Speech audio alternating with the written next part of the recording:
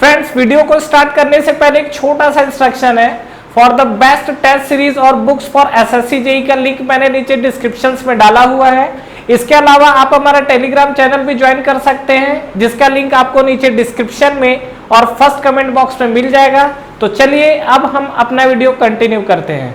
इस वीडियो के अंदर जो हम लोग बात करने वाले हैं, जो हमारा बार सीरीज में और पैरेलल में, तो इसके बारे में कुछ कंसेप्ट को समझते हैं और इसके बाद इसी वीडियो में हम लोग इस पे बेस्ड क्वेश्चंस भी करने वाले हैं। तो सबसे पहले हम लोग देखते हैं कि अगर हमारे पास कोई बार है जिस पे हमारा एक्सियल लोडिंग लगती है तो उस पे स्ट्रेस कितना होता है और उसका डिफ्लेक्शन हमको कितना निकल कर आता है। तो देखते हैं। अभी देखिए, जैसा कि मैं यहाँ पे बात करने वाला हूँ आपसे, फिलहाल मैं दो तरीके के यहाँ पे बार कंसिडर कर रहा हूँ। एक हमारे पास हो सकता है that is the solid cylinder या सॉलिड बार, और दूसरा जो हमारे पास हो सकता है दैट इज द सर्कुलर। ठीक है, ये दो हमारे पास चीजें हैं। देखिए, इसके अलावा भी अगर हम लोग बात करेंगे तो रेक्टेंगुलर क्रॉस सेक्शन हो सकता है डेफिनेटली। जैसा अगर हम लोग सॉलिड सिलेंडर को लेके बात करें तो ये मान लीजिए कि मेरे पास कोई सॉलिड सिलेंडर है और इसका अगर मैं बात करूं डाया को लेकर, तो सपोज मान लीजिए कि इसका जो डाया है वो हम लोग डी कंसिडर कर लेते हैं, तो और यहाँ पे जो इसका लेंथ है वो हम लोग एल कंसिडर कर लेते हैं। तो इस केस पे अगर कोई मुझसे पूछे कि इसमें हमारा जो एक्सियल लोडिंग लग रहा है, इस एक्सियल लोडिंग के कारण स्ट्रेस कितना आएगा, ये मान लीजिए हमारे पास स्ट्रेस लग रहा है और इसमें अगर मैं एक्सियल लोडिंग को अप्लाई करूं तो एक्सियल लोडिंग पर अप्लाई करने के बाद स्ट्रेस कितना आएगा, तो यहाँ पे हम लोग देख सकते हैं क्या, ये आपका आएगा सिग्मा ऑफ ए, और sigma of A equal to क्या हो जाएगा हमारे पास, डेफिनेटली आपका स्ट्रेस क्या होता है P बाई एल, तो हमने यहाँ पे लिख सकते हैं सॉरी P बाई ए। ठीक है, और एरिया की अगर हम लोग बात करेंगे तो that is the pi by 4 D square, this is the cross sectional area, यही होगा। तो यहाँ पे अगर हम लोग बात करें तो ये हम लोग लिख सकते हैं पाई बाई 4 डी का स्क्वायर, और ये आपका 4 ऊपर चले जाएगा तो ये हमको मिलेगा that is the 4p upon pi D square, 4p upon pi D square. ये मुझे मिलेगा कब, जब हमारा सॉलिड सिलेंडर होगा उस केस में। दूसरा चीज, अगर मुझे इस एक्सियल लोड के कारण डिफ्लेक्शन निकालना है, ध्यान रखना इस एक्सियल जो लोडिंग लग रहा है ड्यू टू एक्सटर्नल लोडिंग आपको डिफ्लेक्शन कितना मिलेगा, तो मैं यहाँ पे लिख सकता हूँ क्या, due to external axial loading, due to external axial loading, इसमें अगर हम लोग डिफ्लेक्शन को निकालें तो कितना हो सकता है। देखिए, हमको पता है क्या, stress that is equal to E into epsilon, यही तो होता है, E is the Young modulus of elasticity. यहाँ पर स्ट्रेस को हम लोग लिख सकते हैं that is the P by A, यहाँ पर हमारा E हो गया, और एप्सिलॉन को हम लोग क्या लिख सकते हैं, डिफ्लेक्शन के एक्सियल लोड के कारण डेल एल बाई एल। तो यहाँ से अगर आप डेल एल निकालते हो तो आपको डेल एल क्या निकल कर आ जाएगा, यहाँ पर डेल एल, तो डेल एल इक्वल टू आपको मिलेगा क्या, पी एल अपॉन ए ई। तो यहाँ पर ये आपको समझ में आ चुका है क्या कि जो हमारे पास एक्सियल लोड जो अगर आएगा तो एक्सियल लोड के कारण हमको जो डिफ्लेक्शन मिलेगा वो हमको मिलेगा that is the P L upon A. दूसरा चीज, पी बाई ए को डायरेक्ट हम लोग सिग्मा भी लिख सकते हैं, तो यहाँ पर इस डेल एल को ऐसा भी लिखा जा सकता है, डेल एल इक्वल टू हम लोग लिख सकते हैं सिग्मा एल अपॉन ई। ये आपको क्लियर है। तो ये जो हमको मिला हुआ है डिफ्लेक्शन मिला हुआ है, मतलब अगर किसी बार के अंदर उस पर एक्सियल लोडिंग लगाया जाए तो इस एक्सियल लोडिंग के कारण इसका जो डिफ्लेक्शन है वो हमको कितना मिलेगा, पी एल अपॉन ए। ठीक है, तो ये जो हमारे पास है ये एक्सियल लोडिंग के कारण सॉलिड सिलेंडर के अंदर मिल रहा है। सेकेंड चीज, यही चीज अगर हम लोग हॉलो सिलेंडर के लिए यूज करें तो उसमें स्ट्रेस और एक्सियल लोडिंग के कारण डिफ्लेक्शन कितना दिखेगा। तो देखिए, यहाँ पर जो हमारे पास हॉलो सिलेंडर है, मान लीजिए हमारे पास हॉलो सिलेंडर कुछ इस तरीके का कंसिडर करते हैं, तो एक हमारे पास ये सेक्शन है और दूसरा, चलिए यहाँ पर थोड़ा सा इसका डाया बढ़ाते हैं और यहाँ पे हमको मान लीजिए कि सपोज इस तरीके की चीजें दिख रही है ये, ठीक है। और इसमें जहां तक हम डाया को लेके बात करें तो इसका जो इंटरनल ये डाया की बात करें तो ये डाया हमारे पास दिखेगा मान लीजिए स्मॉल डी है, और जो बाहर वाला डाया ये हम लोग कितना ले लेते हैं, कैपिटल डी। इस पे हमने क्या है, एक्सियल लोडिंग लगाया हुआ है, और इस एक्सियल लोडिंग के कारण क्या होगा, इसमें डिफ्लेक्शन आएगा और स्ट्रेस भी आएगा। यही दो चीज को हमको कैलकुलेट करना है। तो यहाँ पर अगर मैं बात करूं क्या, इस हॉलो सिलेंडर को लेकर axial loading definitely P by A. अगर मैं एरिया की बात करूं तो एरिया हमारे पास क्या हो जाएगा, P बाई ये आपका आएगा पाई बाई 4, और एरिया की अगर हम लोग बात करेंगे तो डी का स्क्वायर माइनस ये आपको क्या दिखेगा, डी का स्क्वायर, यही तो होगा आपका जो एरिया है।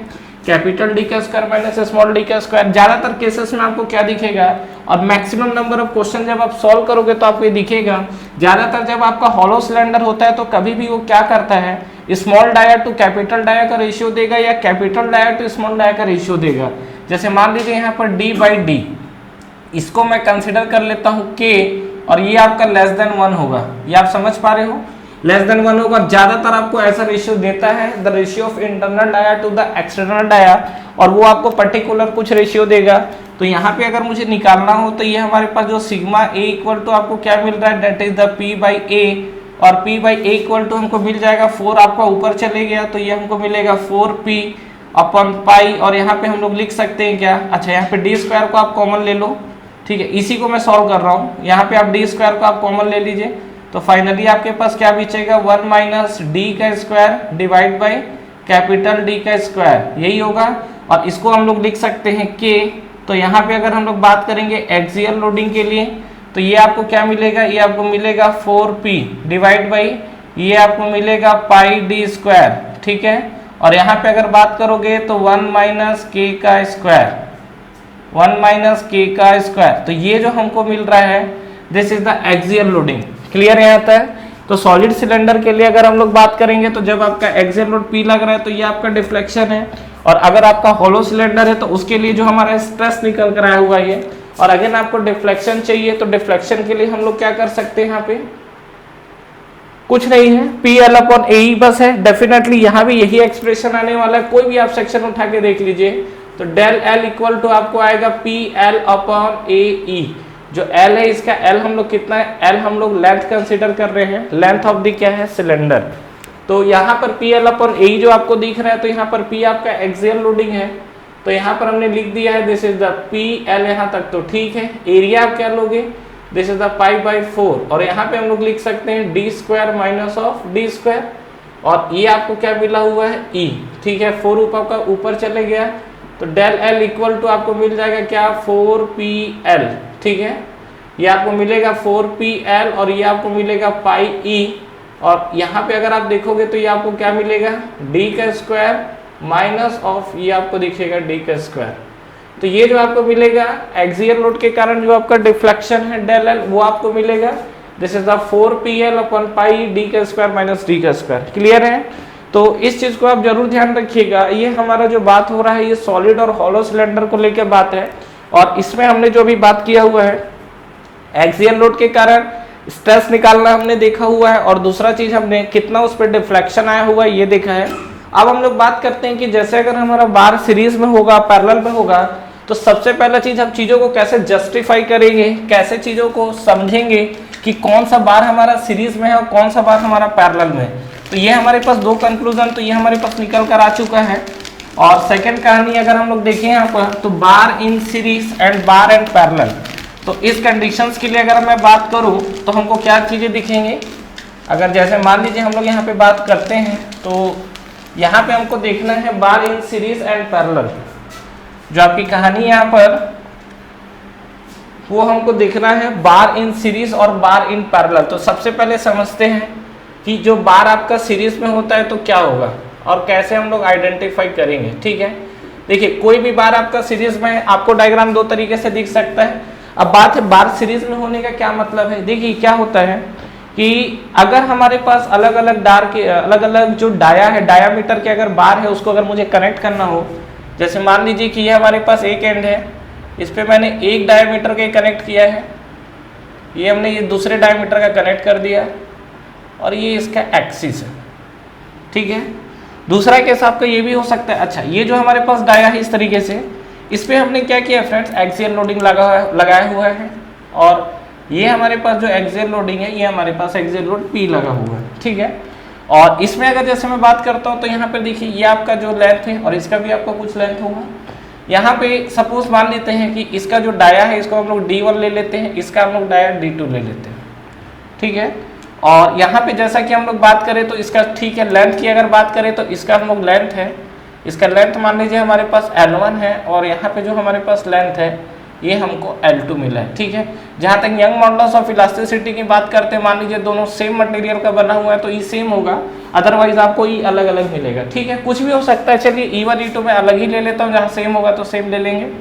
अब इस कंडीशन में बार सीरीज में कैसे पता चलेगा? सीरीज में सीधी सी बात यह है कि किसी भी बार को अगर आपको सीरीज में चेक करना है, ठीक है, ध्यान रखिएगा इंपॉर्टेंट केस है, एसएससी जे में स्ट्रेट फॉरवर्ड आपसे एग्जाम्स में पूछा हुआ है।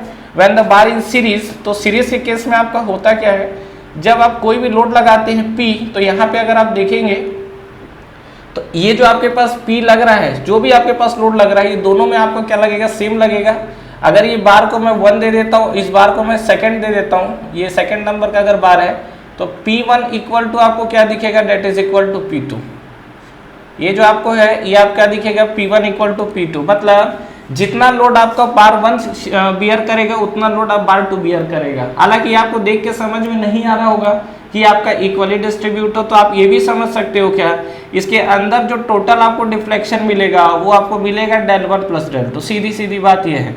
अब आपको समझ में आया डिफॉर्मेशन से, जो भी आप बॉडी के अंदर जो डिफॉर्मेशन देखोगे ड्यू टू एक्सियल लोडिंग, वो आपका इसका डिफॉर्मेशन प्लस इसका डिफॉर्मेशन, डेफिनेटली जब आप P लोड से खींचोगे तो आपको इसका डिफॉर्मेशन जो 1 पे दिखेगा वही डिफॉर्मेशन आपको क्या है 2 पर भी दिखेगा।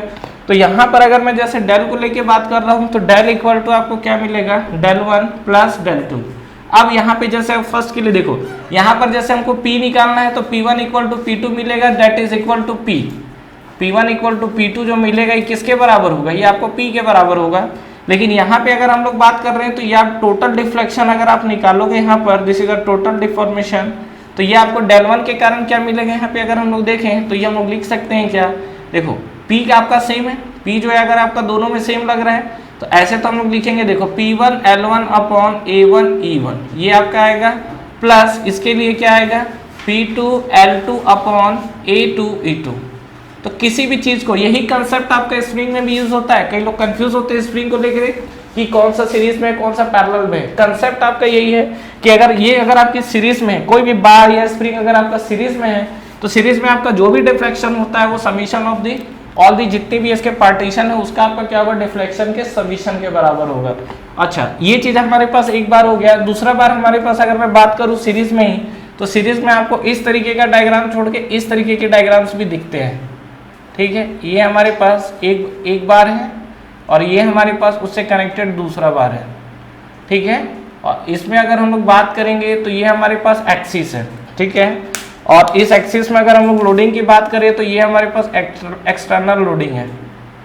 ये जो हमारे पास बार है, ये बार पे हमारे पास क्या है? एक्सटर्नल लोडिंग है। तो एक्सटर्नल लोडिंग लग रहा है तो ये हमारे पास क्या है? P दिख रहा है यहाँ पे। तो अगेन आपका क्या होगा? सेम कहानी होगा। जब आप P एक्ट करोगे तो क्या होगा? ये आपका जो P एक्ट कर रहा है, अगर ये आपका बार 1 दे देते हैं, इसको हम लोग 2 दे देते हैं, तो P1 इक्वल टू P2 होगा और टोटल जो डिफ्लेक्शन मिलेगा वो आपको ये कहानी मिलेगी जो आपको यहाँ पे दिख रहा है। क्लियर है? तो ये हमारे पास कब था? जब बार हमारे पास सीरीज में है। तो बार अगर सीरीज में है तो इस चीज को अगर आपको आइडेंटिफाई करना है तो आप यहाँ से इस चीजों को आइडेंटिफाई करेंगे। ठीक है, नेक्स्ट अगर हम लोग बात करते हैं कि बार अगर हमारा पैरेलल में हुआ तो when the bar in parallel, when the bar in parallel, तो ये देखिए पैरेलल के साथ क्या होगा? अगर आपका बार जो है, ये देखिए अगर आपका बार पैरेलल में मिलता है तो पैरेलल के अंदर आपको क्या कहानी दिखेगी यहाँ पे? तो पैरेलल में आपको सबसे बड़ा चीज जो आइडेंटिफाई करने के लिए उसमें आपको डिफ्लेक्शन सीम मिलेगा। डिफ्लेक्शन सीम मिलने का मतलब ये है कि मान लीजिए आपने क्या किया, एक एंड है ये बार का, यहाँ पर हमने कनेक्ट कर दिया है, ये इसका एक्सिस है जिस पे हम लोग बात कर रहे हैं, और एक बार हमने ये कनेक्ट किया है। ठीक है, और इस तरीके से हमने यहाँ पे ये कर दिया है। समझिए चीज़ों को। यहाँ पर मान लीजिए कि ये हमने लगा और यहाँ पर एक हमने लोड लगा दिया है, और यहाँ पे जो लोड मैंने लगाया इस पॉइंट पे मान लीजिए इस डायरेक्शन में मैंने P लगा दिया है। समझ रहे हो? इस डायरेक्शन में हमने क्या लगा दिया है? P। तो अगर आप देखोगे इस कंडीशन में तो बार पैरेलल में कब बोला जाएगा? जब आपको ये दिख रहा है, देखो अगर मान लीजिए आपने इसको खींचा, ये खींचा रहा है, ये आपको समझ में आ रहा होगा कि जो फर्स्ट वाली बॉडी है उसमें टेंसाइल आ रहा है, जो सेकंड वाली बॉडी कंप्रेस में जा रही है। तो आपको ये चीज खुद दिख रहा होगा क्या कि ये जितना आपका डिफॉर्म होगा उतना ही ये कंप्रेस होगा, जितना ही एक्सटेंड होगा उतना कंप्रेस होगा। तो यहाँ पे हम लोग लिख सकते हैं क्या? डेल 1 इक्वल टू आपको डेल 2, यही तो मिलेगा, डेल 1 इक्वल टू डेल 2। और डेल 1 इक्वल टू डेल 2 मिलेगा, मतलब ये बॉडी आपकी कैसी है? पैरेलल में। पैरेलल में आइडेंटिफाई करने का बड़ा ही बेहतरीन तरीका ये कि इसमें आपको जो डिफॉर्मेशन या जो भी डिफ्लेक्शन है वो डिफ्लेक्शन आपको डेफिनेटली क्या मिलेगा, सेम मिलेगा। और जहां तक मैं ये P को लेके बात करूं तो P इक्वल टू आपको यहाँ पे जो मिलने वाला है P आपका 1 के लिए और 2 के लिए, तो टोटल P आपके किसके बराबर हो जाएगा, एक तो आपका P1 जो फर्स्ट बॉडी पे एक्ट करेगा प्लस जो सेकंड बॉडी पे एक्ट करेगा, दिस इज द P2। तो ये हमको जो मिला P इक्वल टू, तो ये P इक्वल टू हमको क्या मिला हुआ है, P1 प्लस P2। ये कहानी क्लियर है आपको, तो इस चीज को जरूर ध्यान रखिएगा। अगर हम लोग सीरीज पे बात करते हैं तो सीरीज में हमारे पास ये सिनेरियो है, और अगर हम लोग पैरेलल कंडीशन को लेके बात करते हैं तो पैरेलल में हमारे पास ये कहानी होगी। और इस चीज को आइडेंटिफाई करना, मैं अगेन बोल रहा हूँ फ्रेंड्स, कंफ्यूज हो सकते हो तो इस चीज को जरूर ध्यान रखना। ये आपको डिफॉर्मेशन कभी भी आपको बार या स्प्रिंग हम लोग आगे हालांकि पढ़ेंगे, लेकिन स्प्रिंग का एक आपको बेसिक कंसेप्ट बता देता हूँ कि अगर कभी भी आपका स्प्रिंग में इस तरीके के सिनेरियो आपको सीरीज और पैरेलल आइडेंटिफाई करना हो तो सीधा सीधा जहां पर डिफ्लेक्शन सेम है वो आपका कंडीशन पैरेलल का होगा, और डिफ्लेक्शन अगर सेम है तो P इक्वल टू आपको क्या दिखेगा यहाँ पर, P1 प्लस P2। ठीक है, P1 आपका जो बॉडी 1 पे लगेगा, P2 आपका जो बॉडी 2 पे लगेगा। ये हमने कुछ बेसिक कंसेप्ट देखा हुआ है। अच्छा, कहानी एक और होती है आपकी, ठीक है, आपका कंडीशन एक और ये भी हो सकता है क्या, देखिएगा, ये मान लीजिए कि सपोज मेरे पास ये आपकी एक बॉडी है जैसे ही करेक्टेड है, और इसमें मान लीजिए इसका एक्सिस है, ये इसका एक्सिस है, और ये हमारे पास दूसरी कहानी। ये हमने क्या किया है, इसका जो सपोर्ट है वो आप सपोर्ट अगर देखोगे तो ये हमारे पास सपोर्ट है, ठीक है। अब अगर आप यहाँ पे देखोगे तो ये जो हमारे पास है ये आपका गैप है, ये आप देख रहे हो, तो ये जो है इसको मैं लिखता हूँ क्या, डेल ऑफ डिफ्लेक्शन ऑफ क्या लिखोगे, गैप, ठीक है। दूसरा चीज हम लोग यहाँ पे देखें तो यहाँ पे मान लीजिए कि हमने फोर्स लगाया हुआ है P, ये हमने फोर्स लगाया हुआ है P, ठीक है। कंडीशन ये है कि इस बार को आप कैसा कंसिडर करोगे, सीरीज में लोगे, पैरेलल में लोगे। यहाँ तक तो कहानी ठीक थी, ये हमारी सीरीज में दिख रही थी, ये हमारी पैरेलल में दिख रही थी, ठीक है। यहाँ पे इस सिनेरियो में क्या लोगे, तो देखिए सबसे पहला चीज आपको क्या करना पड़ेगा, ये डेल ऑफ गैप जो भी आपको निकल कर आएगा वो आपको या तो एग्जाम में दिया रहेगा या आप उस चीजों को कैलकुलेट करोगे। यहाँ पे जब ये एक्सटर्नल लोडिंग लग रहा है, इस एक्सटर्नल लोडिंग के कारण आपको सबसे पहले ये गैप फाइंड आउट करना है कि गैप कितना है। दूसरा चीज, अच्छा गैप तो आपको दिया है, इस एक्सटर्नल लोड के कारण टोटल डिफॉर्मेशन कितना होगा। कहने का ही मतलब है कि अभी आप इस तरीके का क्वेश्चन अगर आपको दिखे तो करना क्या है, अभी आप ये भूल जाओ कि यहाँ पे कोई सपोर्ट है, ठीक है। आप सिंपल इसको सीरीज में कंसीडर करेंगे, सीरीज में कंसीडर करने के बाद टोटल डिफॉर्मेशन निकालेंगे। समझ में आया क्या बोल रहा हूँ। यहाँ पर आप इस सपोर्ट को अभी भूल जाइए, और भूलने के बाद आप सीधा सीधा ये निकालिए कि ये आपका जो टोटल है, मतलब इस लोड के कारण ये कितना आगे जा सकता है। तो ठीक है, आपने मान लीजिए यहाँ पर डेल ऑफ टोटल आपने निकाला, और डेल ऑफ टोटल निकालने के लिए आपने क्या किया, ये हमारे पास बार 1 है, ये हमारे पास बार 2 है, तो आपने यहाँ पर डेल 1 प्लस डेल 2 कर दिया, कहानी खत्म है। डेल 1 प्लस डेल 2 कर दिए तो क्या हुआ कि ये जो आपका बार है ये आपका और आगे तक डेफिनेटली जा सकता है, कोई दिक्कत नहीं है, ठीक है। अब आपको देखिए करना क्या है, ये आप जब डेल ऑफ टोटल निकाले तो आपके पास क्या क्या सिनारियो हो सकता है वो देखिए। एक आपका होगा, अगर आपका डेल ऑफ टोटल, ये जो आपका टोटल डिफॉर्मेशन है ये आपका कम हो, डेल ऑफ गैप ज्यादा हो, जो आपको गैप ज्यादा, अब ये बताओ गैप आपको ज्यादा दिया हुआ है तो ये रिएक्शन का तो कोई मतलब ही नहीं है, सीधा सीधा डेल ऑफ टोटल कम है। अगर मान लो ये 5 mm दिया और ये अगर आपका 3 ही mm गया है, मतलब उसको टच करेगा नहीं, टच नहीं करेगा, तो डेफिनेटली क्या होगा, सीरीज में होगा। और सीरीज में होगा तो आप ये भी बोल सकते हो क्या कि इस पे कोई रिएक्शन नहीं आएगा, ये जो आपका पोर्शन सेकंड वाला पोर्शन है इस पे कोई रिएक्शन आएगा क्या, कोई रिएक्शन नहीं आएगा। तो यहाँ पे हम लोग बात कर सकते हैं देयर इज नो रिएक्शन, ठीक है। इस बॉडी के ऊपर आपका कोई भी रिएक्शन नहीं आएगा अगर ये सिनेरियो बनता है। दूसरा सिनेरियो आपके पास ये बन सकता है क्या कि जो हमारे पास डेल ऑफ टोटल है जो हमने निकाला ये आपका इक्वल आ जाए डेल ऑफ गैप के। तो डेल ऑफ टोटल अगर डेल ऑफ गैप के इक्वल आ जाए तो भी क्या करेगा, ये वाली ये जो बार है वो जाके सीधा उसको टच ही करने वाला है, ठीक है। ये जो आपका बार है बार सीधा जाके टच करेगा, और टच करने का अगेन मतलब आप समझोगे देयर इज नो रिएक्शन। तो यहाँ पर आप ये भी देख सकते हो क्या इस कंडीशन पे भी आपको कोई भी रिएक्शन नहीं मिलने वाला है, देयर इज नो रिएक्शन। लेकिन अगर आपके साथ सिनारियो हो गया क्या कि अगर आपका डेल ऑफ टोटल, ये अगर आप देखोगे तो डेल ऑफ टोटल अगर आपका ग्रेटर देन हो गया डेल ऑफ गैप के, मतलब अगर आपका यहाँ पर गैप कम है मान लो 5 mm का गैप है और आपका डिफ्लेक्शन जो है 7 mm 8 mm चले गया, तो डेफिनेटली यहाँ पे क्या होगा, रिएक्शन प्रोड्यूस करना स्टार्ट कर देगा। तो ये आपको जो रिएक्शंस मिलेगा तो उस कंडीशन पे क्या होगी। अब देखो यहाँ पे क्या है, जितना तो फ्री डिफॉर्मेशन हुआ, लेकिन उसके बाद क्या होगा, दोनों का डिफॉर्मेशन आपका सेम मिलने वाला है कहीं ना कहीं। तो जितने गैप तक जाएगा यहाँ तक बॉडी आपकी जो है, अगर आप देखोगे तो जहां तक वो टच करेगा यहाँ तक बॉडी, ये दोनों कंडीशंस पे अगर आप जाओगे तो यहाँ पर बॉडी जो है वो सीरीज की तरह एक्ट करेगी। ठीक है, बार आपका क्या है, सीरीज डायग्राम की सीरीज करेक्शन में एक्ट करेगा। लेकिन उसके बाद जब आप आगे बढ़ोगे तो ये जो आपको कंडीशन दिख रहा है यहाँ पे डेफिनेटली बार आपका क्या है, पैरेलल की तरह फिर बिहेव करना स्टार्ट कर देगा। ठीक है, ये हमारे पास कुछ कंसेप्ट था। इतना अगर आपको क्लियर है तो अभी मैं आपको इस पे बेस्ड क्वेश्चंस कराने वाला हूं। जब मैं यहाँ पे अभी जस्ट क्वेश्चन ही, इसी वीडियो में ही हम लोग क्वेश्चंस भी करने वाले हैं, तो जैसा भी हम लोग क्वेश्चंस करतेंगे तो आपको ये सब सिनारियो और चीजें आपको क्लियर हो जाएंगी। फिलहाल मैंने अभी तक जो पॉइंट डिस्कस किया वो आपको क्लियर है। सबसे पहला चीज, आपको सीरीज और पैरेलल पे आइडेंटिफाई करने का तरीका पता होना चाहिए। हम यहाँ पर देखते हैं क्वेश्चंस जो आपके कुछ कॉम्पिटिटिव एग्जाम्स में आए हुए हैं, उसके अलावा उसको सॉल्व करने का कुछ शॉर्ट ट्रिक्स भी हम लोग देखने वाले हैं। ठीक है, तो चलिए मैं कुछ क्वेश्चंस लिखता हूं यहाँ पर, कुछ क्वेश्चंस के बाद हम लोग बात करते हैं। तो फ्रेंड, जैसा कि आपको ये सामने क्वेश्चंस दिख रहा होगा, for the stepped bar are the shown in figure determine the following. तो पहला चीज, स्टेप्ड बार की अगर हम लोग बात किया जाए तो स्टेप्ड बार क्या होता है कि उसका एक एंड आपको फिक्स रहेगा और इस तरीके से आपको डिफरेंट लेंथ और डाया की बार उसमें कनेक्टेड होंगे। इस तरीके के बार को हम लोग सीरीज स्टेप्ड बार बोला जाता है। दूसरा चीज, इसी अगर आपका जो बार है अगर आप देख रहे होंगे तो इसमें एक एंड आपका कनेक्टेड है, फिक्स्ड है, और दूसरा एंड आपका क्या है, फ्री है। क्लियर है यहाँ तक। और यहाँ पर आपका एक लोड लग रहा है, आप बात करेंगे तो यहाँ पे आपका एक लोड लग रहा है, दैट इज द पी। ये आपको इतना चीज क्वेश्चंस के अंदर गिवन है। इस कंडीशन पे आपको ये बोला हुआ है कि आपको मैक्सिमम स्ट्रेस डेवलप कौन से सेक्शन पे हो रहा है वो निकालना है, डिफॉर्मेशन आपको निकालना हुआ है, और रेशियो ऑफ मैक्सिमम और मिनिमम स्ट्रेस निकालना है।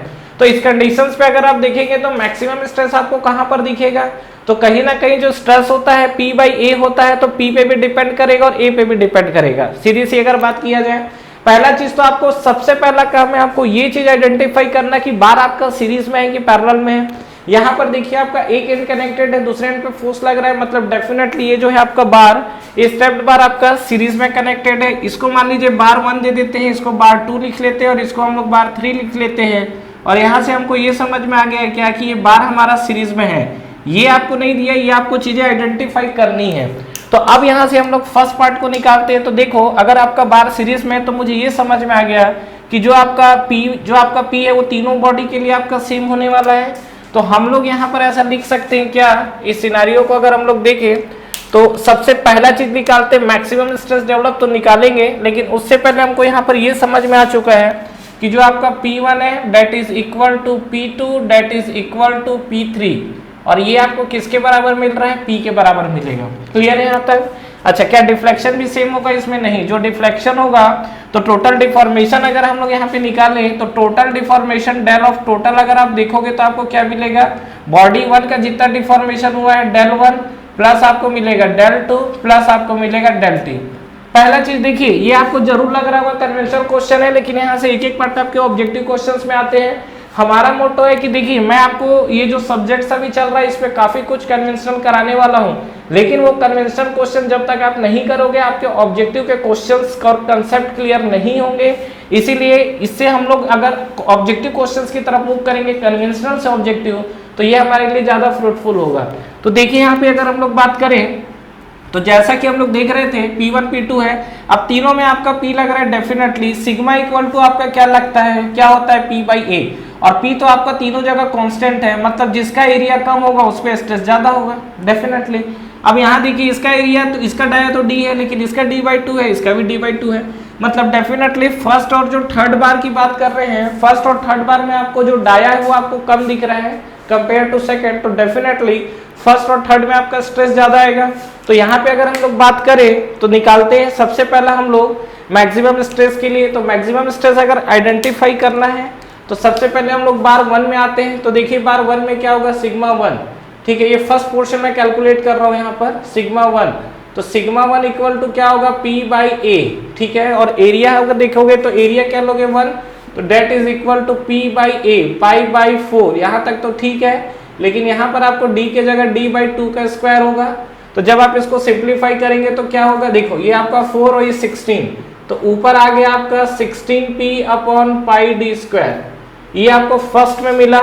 सेकेंड केस में अगर आप जाओगे सिग्मा 2, अगेन आपको मिलेगा p/a2, तो p की वैल्यू तो आपका ठीक है कांस्टेंट जो भी आपका है, a2 आपका कंप्लीटली डाया d है, तो यहाँ पे हम लोग लिख सकते हैं that is the π/4d², that is equal to 4p/πd², ठीक है। और डायरेक्ट इसको 4p/πd² भी लिखा जा सकता है। थर्ड बॉडी के लिए अगर आप लिखेंगे sigma 3, that is equal to again क्या होगा p/a, ये अगर आप देखोगे तो क्या मिलेगा p/a3, तो यहाँ पे भी आप देखोगे तो p तो आपका एज इट इज है, लेकिन यहाँ आप देखो π/4 और डाया की जगह यहाँ d/2 ही है, तो d/2 का हमने स्क्वायर कर दिया, date is equal to 16p/πd², यही तो मिला है। तो सबसे पहला चीज मैक्सिमम स्टेप कौन से सेक्शन पे आ रहा है, तो यहाँ पर मैक्सिमम वैल्यू आप देखोगे तो ये आपको जो दिख रहा है, ये जो हमारे पास 16p/πd² और ये आपके पास 16p/πd², ये दोनों के दोनों वैल्यू सिग्मा ऑफ मैक्सिमम है, ठीक है। तो ये ध्यान रखना, ये सिग्मा ऑफ मैक्सिमम का मतलब ये समझ में आ गया क्या कि फर्स्ट वाले का जो आंसर आएगा कौन कौन सा section A B and C D, section देखिए ए बी और सी डी, तो फर्स्ट वाले का जो आपको आंसर मिलेगा कौन कौन सा है, A B and C D, ये दोनों सेक्शन पे आपको क्या है आंसर, ये दोनों सेक्शन पे आपको स्ट्रेस मैक्सिमम मिलेगा, समझ में आया। तो ये हमारे पास फर्स्ट वन का आंसर है जो हमने वैल्यू कैलकुलेट किया हुआ है, और ये चीज हमको फिगर से देखकर भी समझ में आ रहा था कि जिसका आपका डाया डेफिनेटली कम होगा उसके लिए स्ट्रेस, जितना डाया कम होगा उसके लिए स्ट्रेस उतना ही ज्यादा होगा, क्लियर है। तो ये आपके पास फर्स्ट पॉइंट जो आपको मिला हुआ है। मेन आपको ये ध्यान रखना है कि जो P है, P को लेके कंफ्यूज मत होइएगा, ऐसा नहीं कि P को हम लोग सभी में डिवाइड करना स्टार्ट कर दिए, ठीक है। नेक्स्ट आप आइए बात करते हैं डिफॉर्मेशन ऑफ द स्टेप्ड बार, और डिफॉर्मेशन अगर मुझे कैलकुलेट करना हो तो किस तरीके से कैलकुलेट कर सकते हैं, डेफिनेटली ये हमारे पास टोटल डिफॉर्मेशन है। तो टोटल डिफॉर्मेशन की अगर बात की जाए तो इस कंडीशन पे क्या हो सकता है, हम लोग यहाँ पे कैलकुलेट कर रहे हैं सेकंड पॉइंट को, और सेकंड पॉइंट हमको क्या है डिफॉर्मेशन निकालना है, तो डेल ऑफ टोटल निकालना है। तो डेल ऑफ टोटल के लिए अगर हम लोग बात करें तो हम यहाँ पे लिख सकते हैं, देखो डेल ऑफ ए बी लिखा जा सकता है, del of A B plus del of B C plus del of C D, यही तो होगा। अब हमारा डेल ऑफ ए बी की बात करें तो देखो होता क्या है, पी एल अपॉन ए ही होता है। तो यहाँ पे अगर जैसे हम लोग बात करें तो देखो ये जो अगर आप देखोगे डिफ्लेक्शन के अंदर, तो आपको एक चीज और दिखा देते हैं क्या, डेल इक्वल टू हमारे पास क्या होता है पी एल अपॉन ए, और पी बाई ए को हम लोग क्या लिखते हैं, सिग्मा ही लिखते हैं, तो सिग्मा एल अपॉन ई, यही तो लिखते हैं। तो देखिए सिग्मा तो हम लोग निकाल चुके हैं ना, ये जो सिग्मा 1 क्या है, सिग्मा ऑफ ए बी के ही तो बराबर है। ये जो आपका सिग्मा 1 है ये सिग्मा ऑफ ए बी के बराबर है, और ये जो आपका सिग्मा 2 है ये सिग्मा ऑफ बी सी के बराबर है, और जो सिग्मा 3 है वो आपका सिग्मा ऑफ क्या है, सी डी के बराबर है, यही तो कहानी है।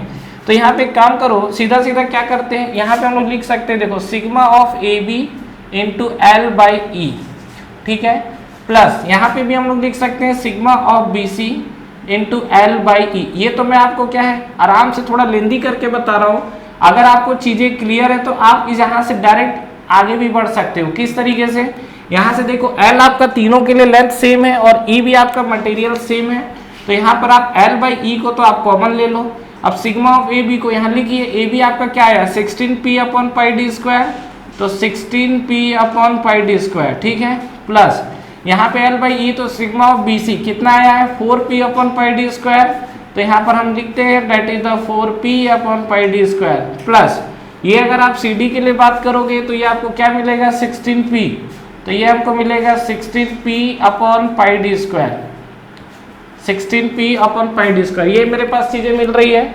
अब यहाँ पे अगर हम लोग बात करें तो क्या मिलेगा, यहाँ पर देखो ये आपका एल बाई ई तक तो ठीक है, देखो p/πd² सब में 16 + 4 20, और ये आपका आएगा 36, तो यहाँ पर हम लिख सकते हैं डेट इज द 36p/πd²। तो फाइनली हम लोग टोटल डिफ्लेक्शन अगर देखें तो टोटल डिफ्लेक्शन हमारे पास क्या मिल जाएगा, date is equal to 36pl/πd²e, ये आपको मिलेगा टोटल डिफ्लेक्शन। क्लियर है यहाँ तक। दूसरा चीज यहाँ पे अगर आप बात करोगे तो आप ये भी देख सकते हो क्या, अगर आपसे ये बोलता है कि किस पोर्शन में ज्यादा आपको डिफ्लेक्शन मिला, किस में कम मिला या किस में सेम मिला है, तो डेफिनेटली आपको ये चीज समझ में आ रहा होगा क्या कि जब तीनों का आपका क्रॉस सेक्शन अलग अलग है तो डेफिनेटली आपका डिफॉर्मेशन भी अलग अलग आएगा। तो फर्स्ट वन में देखोगे तो डिफ्लेक्शन देखो L बाई तो सभी के साथ है, ए बी पोर्शन में आपका 16 वाला है, बी सी पोर्शन में 4 है, फिर सी डी में आपका 16 है। मतलब कहीं ना कहीं आप डिफॉर्मेशन के लिए भी बोल सकते हो कि deformation of A B that is equal to deformation of C D, ये दोनों आपका बराबर है और यही डिफॉर्मेशन आपका मैक्सिमम भी है। हालांकि ये क्वेश्चंस में नहीं पूछा है, लेकिन मैं आपको निकालने का तरीका बता रहा हूं कि ये आपका हमारा मैक्सिमम डिफॉर्मेशन मिला हुआ है और ये मैक्सिमम डिफॉर्मेशन में हमें कितना मिला हुआ है, that is 16p upon pi D square, 16p upon pi D square, ये हमको चीजें मिली हुई हैं। तो क्लियर है यहाँ तक? इन चीजों को आप जरूर ध्यान रखिएगा क्योंकि यहाँ से आपके काफी सारे क्वेश्चंस एग्जाम्स में पूछे भी जाते हैं। थर्ड वन कंडीशन आपको निकालना है ratio of maximum to minimum stress. कई लोग तो इस चीज को लेके कंफ्यूज रहते हैं, हालांकि मैं पहले भी बताया हूँ मैक्सिमम और मिनिमम को कभी भी पॉजिटिव और निगेटिव से मत नापा करिए। पॉजिटिव और नेगेटिव केवल आपको ये रिप्रेजेंट करता है कि बॉडी के अंदर टेंसाइल फोर्स, टेंसाइल नेचर का फोर्स है कि कंप्रेसिव नेचर का फोर्स या स्ट्रेस है। कभी भी आपको अगर मैक्सिमम और मिनिमम बोलेगा तो इस चीज को ध्यान रखना, आपको सीधा मैग्नीट्यूड पकड़ना है, चाहे पॉजिटिव हो चाहे नेगेटिव हो। जैसे मान लीजिए यहाँ पे एग्जांपल्स के लिए ले लेता हूँ, मान लो आपको प्लस 10p दिया हुआ है, जैसे मान लीजिए एग्जांपल्स के लिए प्लस आपको 10p दिया हुआ है एंड माइनस 15p दिया हुआ है, तो मैक्सिमम स्ट्रेस पकड़ने बोलोगे, मैक्सिमम लोड पकड़ने बोलोगे तो किसको पकड़ोगे? प्लस को नहीं पकड़ना है, माइनस को। मैग्नीट्यूड देखकर मैक्सिमम लोड को पकड़ा जाता है, इस चीज को हमेशा आप ध्यान रखिएगा। क्लियर है? तो यहाँ पर आपका प्लस 10p तो ठीक है, अभी आपका माइनस 15p आपको चीजें समझ में आएगी, ये आपका मैक्सिमम मैग्नीट्यूड को रिप्रेजेंट करेगा। तो जैसा कि हम लोग बात कर रहे हैं third one ratio of maximum और मिनिमम स्ट्रेस, तो ये आपको मैक्सिमम दिख ही रहा है, वहां से आपको मिनिमम निकालना है और कहानी खत्म करनी है। तो यहाँ पर आप निकाल सकते हैं, ये हमारा सेकंड वन था। थर्ड वन के लिए हम लोग सीधा सीधा यहाँ पे समझ सकते हैं क्या, जो हमारे पास थर्ड पॉइंट दिख रहा है, ratio of maximum stress to minimum stress, यही तो है हमारे पास। It is the ratio of maximum stress to the minimum stress. अच्छा, मैक्सिमम स्ट्रेस की बात करेंगे तो सिग्मा मैक्सिमम आपको कितना दिख रहा है, वो देखिए आपका 16p upon pi D square, तो 16p upon pi D square यही है, डिवाइड बाई मिनिमम स्ट्रेस की बात करोगे तो 4p upon pi D square, तो 4p upon pi D square, यही हमको मिला हुआ है। बस करना क्या है, पाई डी स्क्वायर की कहानी क्लियर है, p से p भी खत्म है और ये आपको मिलेगा, तो आपको मिलेगा क्या, पाई डी स्क्वायर ऊपर 4। तो यहाँ पर आप देखोगे तो ये आपको दिखेगा sigma maximum by sigma minimum that is equal to 4। ये आपको समझ में आया? तो ये आपको जो ऑप्शन मिला हुआ है ये आपका मैक्सिमम स्ट्रेस और मिनिमम स्ट्रेस के जो रेशियो है उसको लेके हमने बात की हुई है। क्लियर है फ्रेंड्स? तो इस चीज को ध्यान रखिएगा। तो यहाँ पर जैसा कि हमने क्या है, इस बार को सीरीज और पैरेलल पे लेके हमने एनालिसिस किया हुआ है, ठीक है। इसके अभी मैं इस पे 2-3 क्वेश्चंस और कराने हैं, फिलहाल मैं उसको नेक्स्ट पार्ट में डिस्कस करूंगा, अदरवाइज ये वीडियो काफी लेंदी हो जाएगा। तो ठीक है फ्रेंड्स, आई होप आपको ये वीडियो क्लियर हुआ होगा। बाकी चलिए हम लोग मिलते हैं नेक्स्ट वीडियो में। Thank you so much for watching this video.